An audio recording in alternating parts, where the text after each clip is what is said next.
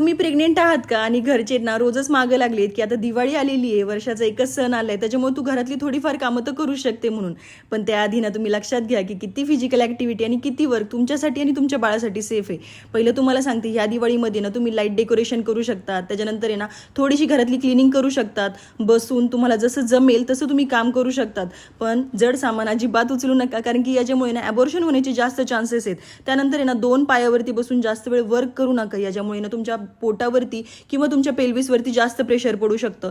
जास्त वेळ उभं राहून सुद्धा काम करू नका. आणि ज्यावेळेस तुम्ही क्लिनिंग करताय ना, म्हणजे आपण जसं की फॅन वगैरे क्लीन करतो चेअरवरती उभं राहून, ते सुद्धा करू नका, ते खूप रिस्की आहे. आणि हां, जे तुम्हाला टोमणे मारतात आहे ना की दिवाळीमध्ये कामं वगैरे केलं पाहिजे किंवा जास्त वर्क केलं पाहिजे, तर असं अजिबात करू नका. कारण की दिवाळी आहे ना वर्षातून एकदा येते, मान्य आहे, दिवाळी पुढच्या वर्षी पण येईल, पण तुमची प्रेग्नेन्सी येणार नाहीये. आणि ज्या काही प्रेग्नेंट लेडी आहेत ना, त्यांना ही रील नक्की सेंड करा. आणि जाता जाता जर आपला व्हिडिओ आवडला असेल ना तुम्हाला, तर एक लाईक पक्का करून जा. आणि अशा छान छान टिप्ससाठी ना आपल्या पेजला आतापर्यंत फॉलो केलं नसेल तर नक्की फॉलो करा.